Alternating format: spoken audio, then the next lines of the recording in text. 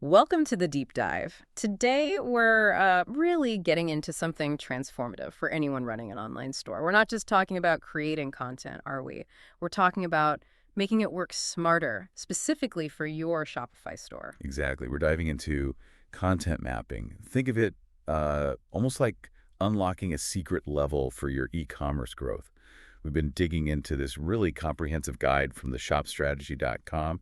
They focus purely on turning content into a strategic asset for Shopify stores. It's really practical stuff. Right. So, our mission today is to unpack that guide. We want to figure out how aligning your content, like really intentionally, with every single step a customer takes, from just finding out about you all the way to becoming a huge fan, how that can actually change your bottom line. Yeah, exactly. If you're running a Shopify store or maybe you're just in the e-commerce space, this is definitely for you. We're going to explore how this approach can lead to, well, better conversion rates, genuinely happier customers, and honestly, just a smarter way to use your time and money. Okay, stay with us because this deep dive is powered by Growth Suite. Growth Suite is the smart way to run discount campaigns on your Shopify store. It actually helps you align those incentives with the customer journey stages we're about to break down. It fits perfectly with what we're discussing, and you can test it for free on your Shopify store. So let's get into it. Content mapping. The source calls it a secret weapon. What actually is it? What makes it so powerful? Well, it's more than just a definition, isn't it? It's really a shift in thinking. You move away from just, throwing content onto your blog or social media hoping something sticks. Content mapping is this really deliberate process. You're aligning specific pieces of content, could be a blog post, a product description, an email, even like the text on your checkout button, with the customer's exact mindset. What questions do they have right then at that specific stage of their journey with your brand? Okay. So it's not just having content, it's having the right content in the right place at the right time for that specific customer. It's almost like guiding a conversation. Precisely. Think of it like you're creating a personalized roadmap for them. Instead of just hoping they find what they need, you're placing these helpful signposts along their path. And the results can be pretty staggering. The source mentioned one stat that really jumped out. Businesses using content mapping saw up to 73% higher conversion rates. Wow, okay, 73%. That number alone kind of explains the why bother, doesn't it?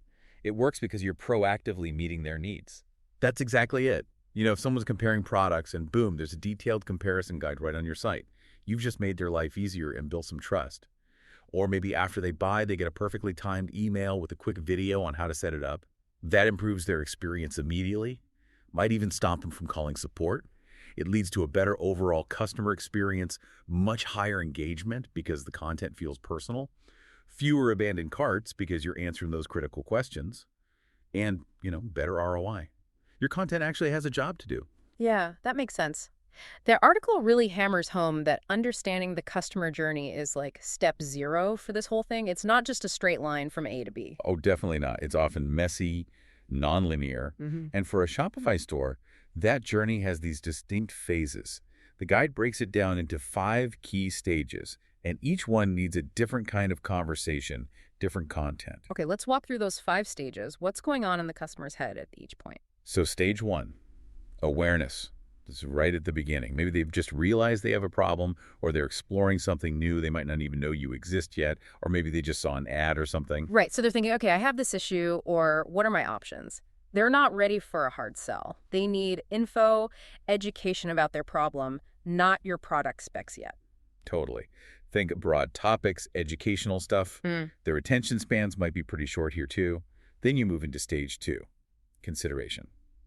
Now, they know solutions exist, and they're actively looking at different options. They've probably found your store, maybe a couple of others. This is where the comparison shopping really kicks in, right? They're asking the harder questions. Okay, why this product over that one?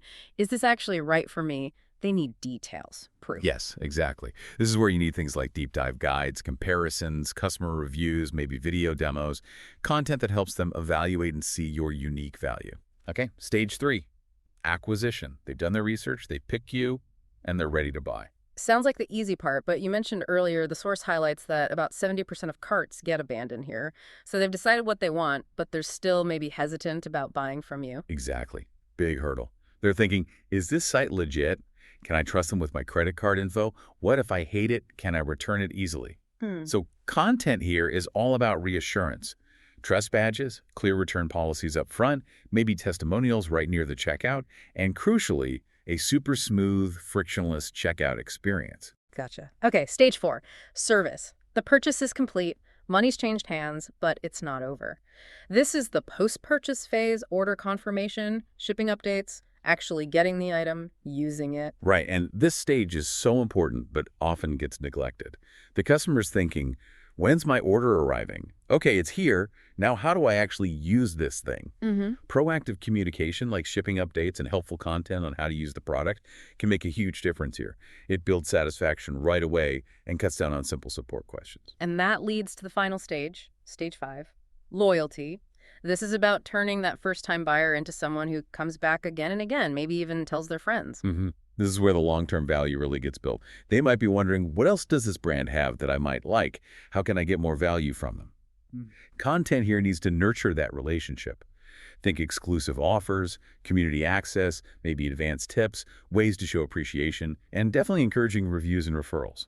Okay, those 5 stages make sense. Awareness, consideration, acquisition, service, loyalty. Now, the source talks about mapping content to specific touch points. What are those? Right. Touch points are basically any place, any interaction point where a customer might engage with your brand. It could be digital, your website pages, the blog, an email, a social post, search results, ads, or it could even be physical, like the product packaging, or a service interaction like chatting with customer support. And different touch points are more relevant at different stages, I suppose. Like awareness might start with social media or a blog post found via search. Exactly. Consideration often happens heavily on product pages, category pages, review sections. Acquisition is clearly centered around the cart and checkout pages. And service and loyalty might lean more on email, maybe account pages on your site, or even things like package inserts or a community forum. Yeah, mapping these out helps you see the potential paths customers take on your site. Then the key is to analyze how effective those touch points are. This is where your Shopify analytics come in handy. Look at where people are coming from, acquisition, how they navigate your site behavior, where they convert, but maybe even more importantly, where they're dropping off. Identify those friction points. Those friction points sound like gold mines for figuring out what to fix first. They show you where your content or your site flow isn't lining up with what the customer needs at that moment. Absolutely. You see a huge drop-off between adding to cart and starting checkout. That's a major friction point in the acquisition stage. Analyzing this helps you prioritize. Can't fix everything at once, so focus where it hurts most. Right. Which brings us to actually building the strategy. It sounds like step 1 before you even think about content is really knowing your customer. Oh, totally non-negotiable. The guide really emphasizes developing customer personas. And these aren't just vague ideas. They're semi-fictional representations based on real data. Demographics, psychographics, their interests, values, but also their shopping habits, their pain points, what motivated them to buy. And most stores probably have a few different core customer types, right? Like for a fashion store, maybe you have the young professional, the student looking for deals, the person buying a gift. The source suggests aiming for maybe 2 to 4 detailed personas to start. Yeah, that's a good starting point. Then you layer your actual customer journey data on top of those personas. Use your Shopify analytics, see how different segments navigate, where they spend time, where they bounce off. Combine that with direct feedback surveys, reviews. What questions are people constantly asking your customer service team? Maybe even run some user tests if you can. You're looking for patterns in how your specific personas actually move through those 5 stages. And doing that research is how you find the gaps in your current content, I guess. Exactly. The guide recommends doing a content audit. Basically, list out all the content you currently have, blog posts, videos, pages, emails. Then categorize each piece. Which stage does it serve? Which persona is it for? You'll quickly see where the holes are. It's really common to find, say, lots of awareness content, but almost nothing for the service stage. Or maybe your consideration content is really weak, doesn't answer the tough questions. Checking out what your competitors are doing at each stage can also spark ideas. Okay, so you've done the research, identified the gaps, now you build the actual content map framework. The source suggests making a template. Yeah, formalizing it helps a lot. Create a spreadsheet or document, list the journey stages down one side, then columns for your personas, the key questions or needs they have at each stage, the types of content that answer those questions, the channels where you'll distribute that content, and finally, the KPIs, how you'll measure if it's working. This template becomes your roadmap. And a big part of that is matching the right format of content to the stage and the persona, right? Not just the topic. Absolutely crucial. Awareness might work well with short, engaging social videos or easy-to-read blog posts. Consideration often needs more depth, detailed written guides. Comparison charts may be longer demo videos. Acquisition needs clarity and reassurance, super clear product page copy, trust seals, easy-to-find FAQs near the checkout. Service needs practical help, maybe step-by-step video tutorials or illustrated setup guides. Loyalty could be exclusive articles, community access, behind-the-scenes stuff. So you're constantly asking, what format best answers this specific question for this specific persona at this specific stage? Not just, should I write a blog post? Precisely. And then where does that content live? Some on your own site blog, product pages, custom landing pages, some via email, some on social platforms, some might be found via search or promoted through partners. Your distribution plan needs to get the right content in front of the right personas where they actually spend their time. And importantly, plan how you'll link things together logically.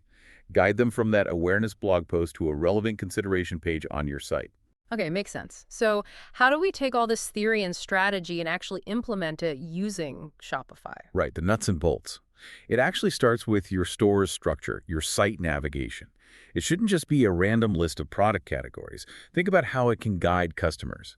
Your main navigation for the big stuff, your footer for policies and FAQs, but really importantly, use internal links within your content.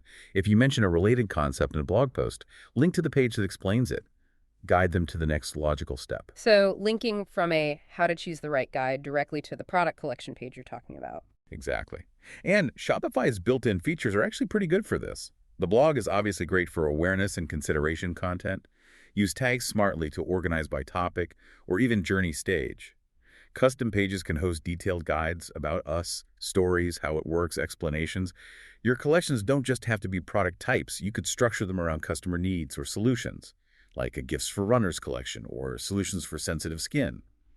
And if you're on Shopify Plus, you have meta fields, which let you attach custom bits of content like specific FAQs or unique selling points directly to products or pages. It's powerful for tailoring content. And product pages themselves are key. The source mentioned they often serve multiple stages. How should those be structured? Yeah, they're workhorses. They need to speak to someone just browsing and someone ready to click buy. So above the fold, the first thing people see, hit the key benefits, the main reason to buy, the essential info. Then as you scroll down, get into the details, the specs, maybe comparisons if relevant. And lower down, build that trust, customer reviews, guarantees, shipping info, FAQs specific to that product. Using things like tabs or accordions can help organize all that information without overwhelming people. And use lots of visuals, high-quality photos from different angles, videos showing the product in action, maybe even GIFs. Social proof is huge here too. Maybe star ratings near the top for quick validation, but full written reviews further down for those who dig deeper. Okay, so that's using Shopify's core features. What about apps? Where do they fit in? Apps can definitely extend your capabilities. Page builder apps like GemPages, Shogun, or Pagefly give you way more design freedom to create those really tailored content pages for specific journey stages. SEO apps help make sure your carefully mapped content actually gets found in search results. Then there are tools for understanding behavior heat mapping apps like Lucky Orange or Hotjar. Show you visually where people are clicking and scrolling on your pages. Feedback tools, like post-purchase surveys, give you direct insight into the customer experience. And A/B testing tools allow you to experiment with different versions of your content or calls to action to see what actually performs better. It sounds like those tracking and testing tools are key for spotting those friction points we talked about earlier. They really are. They show you where your map might be broken or where the content isn't quite hitting the mark. And then, of course, there are personalization and recommendation apps. Things like also bot apps or email marketing platforms like Klaviyo, Omnisend, or Seguno. These can help you deliver more dynamic content based on individual behavior, moving beyond just stage-based mapping to true one-to-one personalization. But, start simple first. Okay, let's quickly loop back to the 5 stages and maybe nail down a concrete example for each, just to make it stick. Sure. So awareness. Maybe a series of how-to blog posts addressing a common problem your product solves, like 5 easy ways to improve your sleep. Consideration. Could be a detailed comparison page showing your product features side by side with competitors, or a dedicated page showcasing customer video testimonials. Acquisition. We talked about optimizing checkout, but also maybe a well-timed abandoned cart email sequence with a helpful reminder or FAQ. Right, and that acquisition stage, especially the abandoned cart part, Hmm. is where Growth Suite really connects directly, isn't it? Given that high 70% abandonment rate. It absolutely does. The source specifically mentions incentives and cart recovery as part of the acquisition strategy. This is where offering a personalized discount can be a game changer.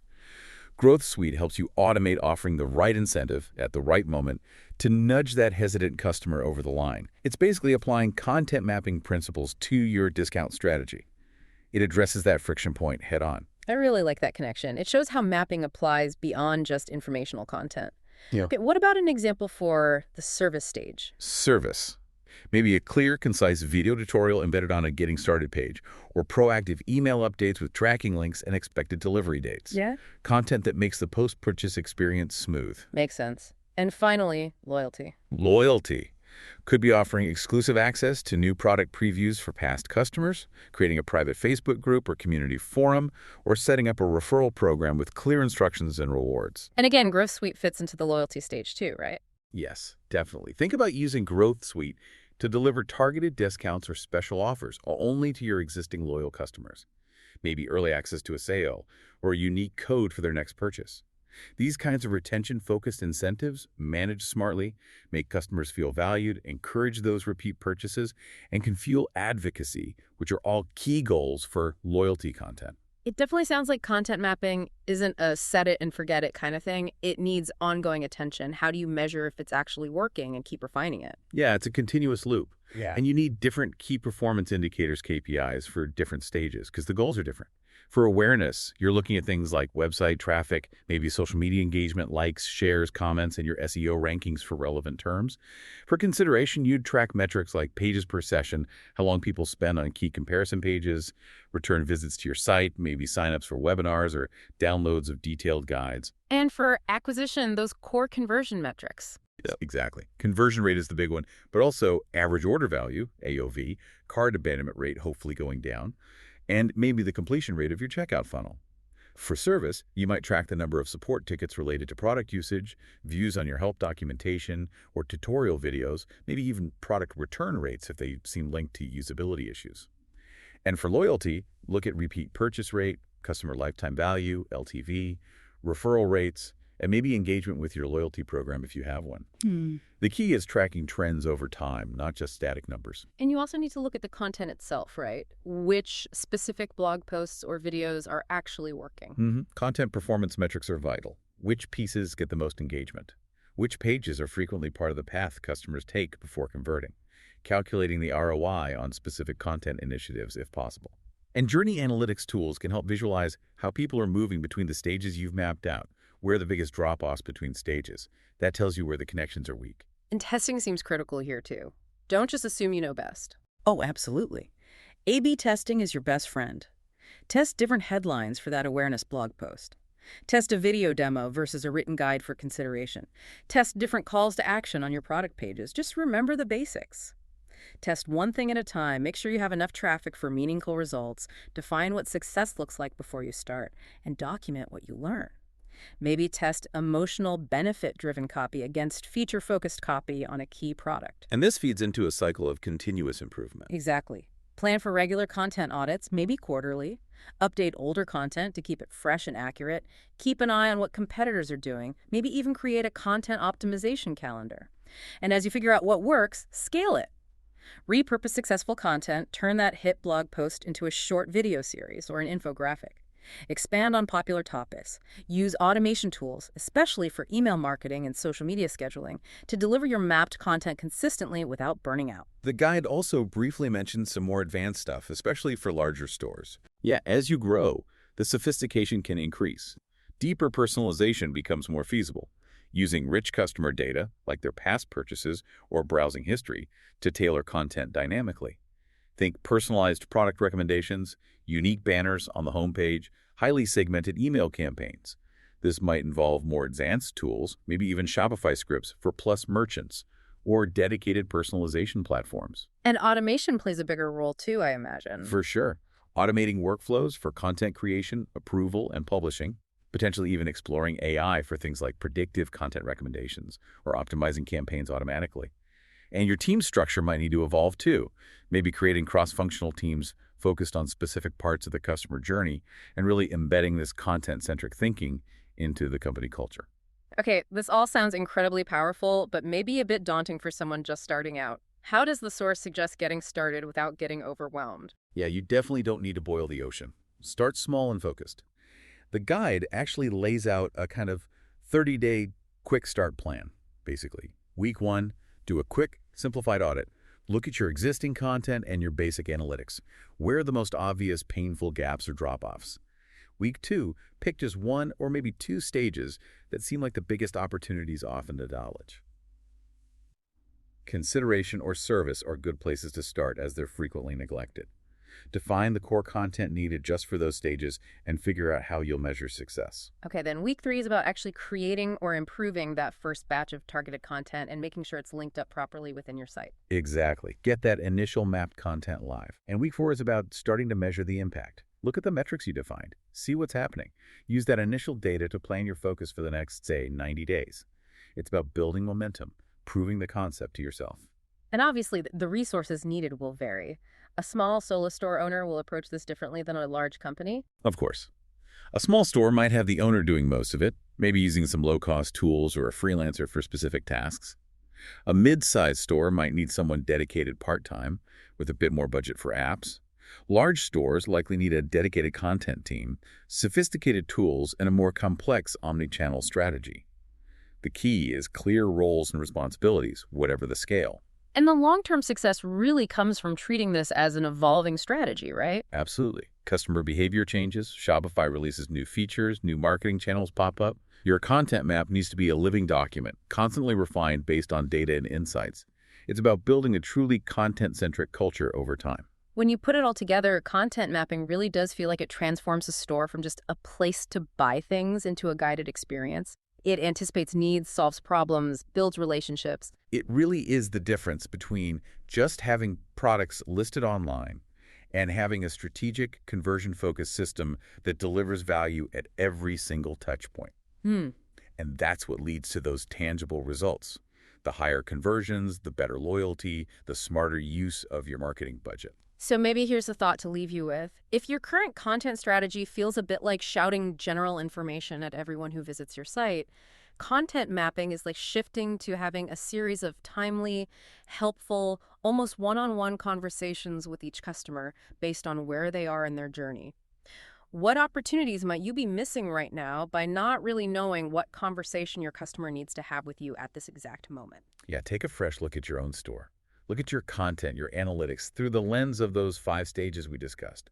Where are people getting stuck? What questions are going unanswered? That's your starting point. And remember, as you start implementing this, Growth Suite can be a really powerful tool, especially for aligning your promotional strategy with those critical customer journey moments like acquisition and loyalty. Right, the guide we looked at from the shopstrategy.com specifically mentions Growth Suite's AI-driven approach helps automatically offer the right incentive at the right time. That's key for boosting conversions, particularly tackling that high cart abandonment rate, but doing it in a way that protects your brand's value. You can install Growth Suite for free on your Shopify store today and start seeing how smart, personalized incentives can make a real difference across your entire customer journey.